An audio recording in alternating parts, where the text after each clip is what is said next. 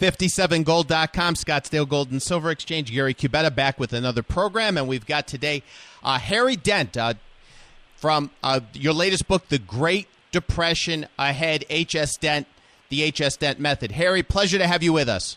Oh, nice to be here, Gary. Thank you so much. Harry, I've seen you on Glenn Beck. I've seen you on a lot of the national shows. Your book's very well reviewed. Give me a background of what you do and how you got into it.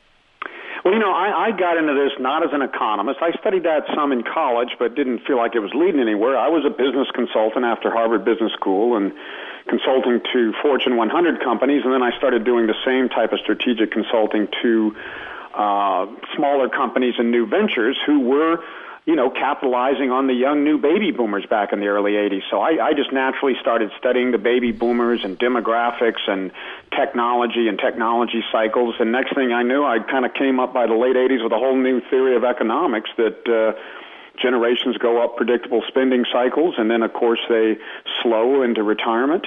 And new technologies come in like the Internet in the mid-'90s and accelerate into the mainstream just like automobiles and other key technologies did from 1914 to 1928. And that's what causes bubbles. And so I kind of found some new tools by studying business instead of theories that actually says, gosh, our economy is very predictable over time.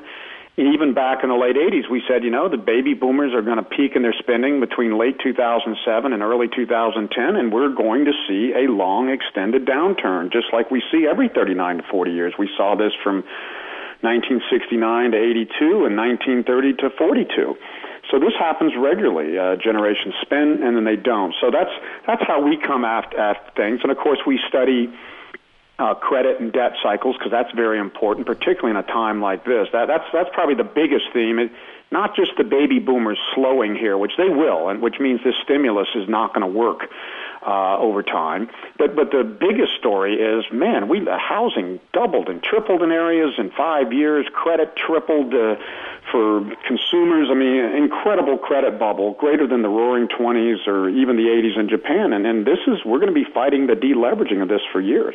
Harry, did it surprise you how the bubble that was created in real estate, that seemed to come out of nowhere? In 2003, Alan Greenspan loosened up the credit with the Fed. Was that a surprise to you at the time, or did you see that coming? No, we knew that the baby boomers would be peaking in their house buying there ahead of the overall economy. So we knew that was coming. But yes, the extent of the bubble and 1% short-term interest rates and all these crazy loans, subprime and option arm and stuff. Yeah, I mean, that is unprecedented.